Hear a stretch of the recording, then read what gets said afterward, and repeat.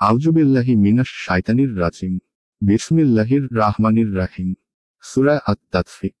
আয়াত 1 মন্দ পরিণাম তাদের জন্য যারা মাপে কম দেয়। আয়াতের তাফসীর। ধ্বংস তাদের জন্য যারা মাপে কম দেয়। আয়াত 2 যারা লোকের নিকট হতে মেপে নেয়ার সময় পূর্ণ মাত্রায় গ্রহণ করে। আয়াতের তাফসীর। যারা লোকের নিকট হতে মেপে নেওয়ার সময় পূর্ণ মাত্রায় গ্রহণ করে। আয়াত 3 এবং যখন তাদের জন্য মেপে অথবা ওজন করে দেয় তখন কম দেয়। আয়াতের তাফসীর। এবং যখন তাদের জন্য মেপে অথবা ওজন করে দেয় তখন কম দেয়। 1 নেওয়া দেওয়ার জন্য পৃথক পৃথক মাপার পাত্র রাখা এবং দাড়ি মেরে ওজনে কম করা হলো বড় জঘন্য একটি চারিত্রিক ব্যাধি, যার পরিণাম দিনে এবং আখেরাতে বরবাদি ছাড়া কিছু নয়।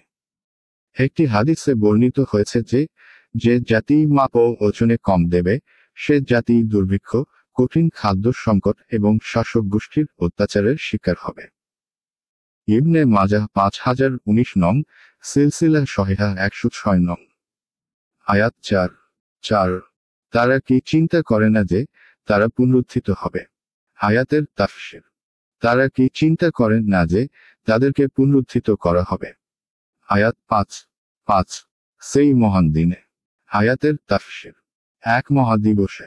আয়াত 6 যে দিন দাঁড়াবে সমস্ত মানুষ জগৎসমূহের রবের সম্মুখে।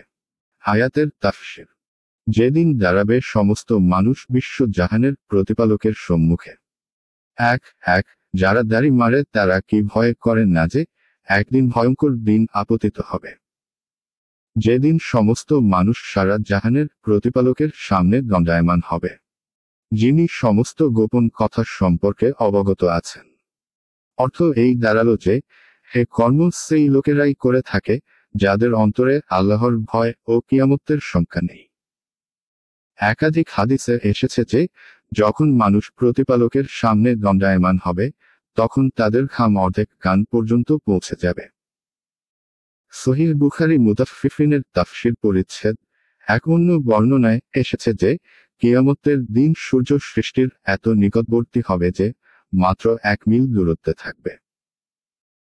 হাদিসের বর্ণনাকারী সুলাইম বিন আমের রাদিয়াল্লাহু আনহু বলেন, আমি জানি না যে নবী সাল্লাল্লাহু আলাইহি ওয়াসাল্লাম মিল বলে রাস্তার পরিমাপ বুঝিয়েছেন নাকি সুরমাকাঠি যার দ্বারা চোখে সুরমা লাগানো হয় তা বুঝিয়েছেন।